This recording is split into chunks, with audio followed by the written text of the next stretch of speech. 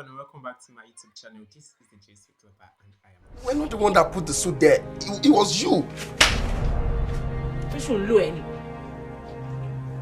You had a birthday party for a dead man. Sorry, what I had in there, I will never tell a soul as long as I live. What exactly are we going to do in Mauritius? Just prepare. Go away for a while. Oh, this episodes of Wura, like on this channel, I do movie review, reality show commentaries, among others. And in this video, we'll be discussing about Wura, like this series Wura. It's currently streaming on Showmax, and I do weekly commentary on this film. Every week we have 4 episodes from Monday till Thursday, and this one I'll be discussing episode 61 to 64. So Wura have been interesting so far. I think I've always said this. Yeah. So let me just go into the conversation of these episodes. Like one of the, so far Wura seems to be this series that tells the dynamic of the situation as like the struggling family and the rich family. The rich family is that of the Adeleke's, and the struggling family is that of the Kuti. So it's now kind of reminds me. I recently actually saw this video of one of the cast that was Femi. I don't really know the guy's real name.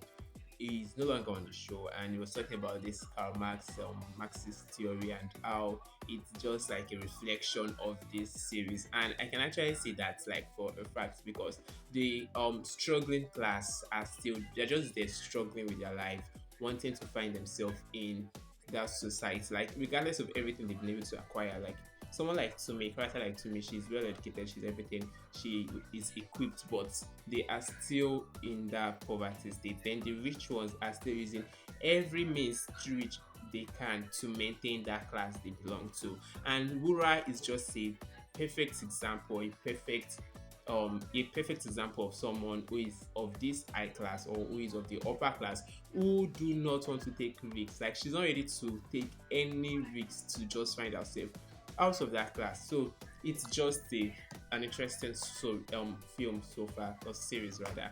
So for episode 61 to 64, we actually see how Lolu is struggling with his sexuality, and we want to become a rebel. And earlier I had actually said that Lolu, I don't know why I keep saying Mide.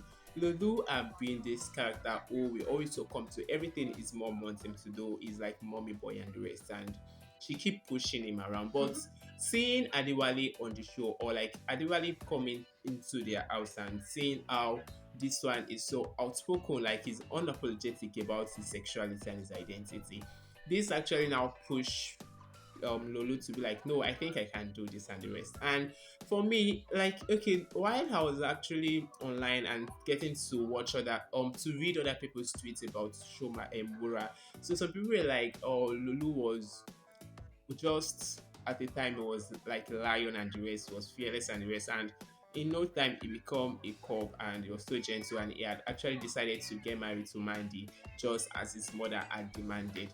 For me, I feel like he was able, for me, it's more of influence of Adewale. He likes Adewale. They have this dynamic. They have this wonderful relationship. This is beautiful. But I feel Adewale is one person that, Adewale's spirit, or Adewale being there, Adewale being outspoken, being unapologetic, is one thing that actually gave Lolu the balls, the nerves to be like, yes, I can do this. I can be unapologetic about who I am and the rest. But say that Adewale is not there anymore. Adewale had actually left after the threat from Wura. So now Lolu do not see the need to be this person that is giving him the reason to be unapologetic, the reason to be independent, the reason to be outspoken about himself. I decided to go into his shells. I decided to be apologetic for his for who he is and the rest. So Lolu do not really get to understand or get to see the reason why you have to be like him. It's just like somebody who you want to imitate, someone you want to copy now, and you're seeing the person now moving back. The person is not really doing what you want to copy from him. You cannot just keep up with that. So I think that's one thing, and it's more of Wura succeeding in whatsoever she really loved to do, which is, now Wura is so brutal, wicked. I don't know which other word can actually justify how very very bad that character Wura seemed to be, or is not what seemed to be. So that is that. Then let's talk about how Wura was able to blackmail and make Adewale get out of the picture or get out of the life of Lolu. You know, these two are already having a very beautiful relationship. You're thinking of eloping and all of that. So it's like these people are a joke. And I felt like I actually foresee that they will not actually go anywhere. So it was interesting that they had that beautiful relationship, but only for Wura to had made JJ to go and dig and dig and dig, and now they like used everything they were able to gather about Adewale to blackmail him and make him just go back in, just leave like the scene and just decide not to be in Lulu's life. I was actually heartbroken about how that relationship just ended because I felt like it to be a new dynamic, it to be another blossom Lolu we are going to see. So that's that for that. Wura keeps being the main woman, and I feel Wura is so selfish. And I think I've always said that. Like there was a video I made earlier where I talked about how she's so greedy and the rest. Like she's selfish. All she cares for is just herself. She does everything just for the fact that she wants to maintain this class of a rich minor that she is and the rest. So that's one interesting, not interesting, very horrible thing about Wura. So what do I want to talk about, Seth? I don't know. Okay, so let us go to the Kutis. Let's talk about the Kutis. You know, the struggle to make Mama, what's her name?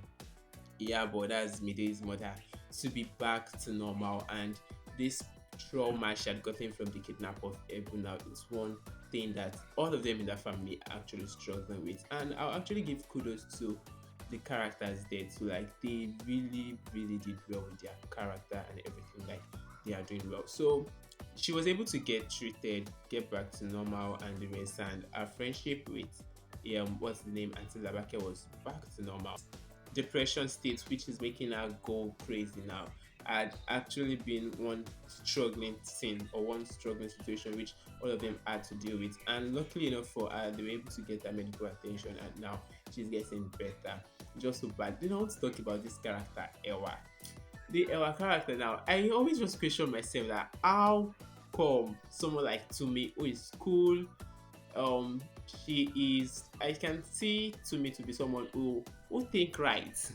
Then Ewa, very irrational character, but like she's vibe. I actually like to see scenes that have Ewa, because Ewa is just so I don't know, she's just so bright, like a vibe. She has weary. I don't know, and she's like a very funny character on the show. And I just question how Tumi and such lady are able to keep a friendship, because all she cares for is party and the rest. From episode 61 to 64, it's a very interesting one. I really enjoyed it, and I'd like to hear you guys like opinion. Who is your best character like so far? Like if you have to just vote for a character on the show, who will that be? So this is this, and this is all I'll be saying for Wura episode 61 to 64. See you guys next week. Please and please and please, if you're new to this channel, subscribe, because I will always be back with the gist. Bye for now.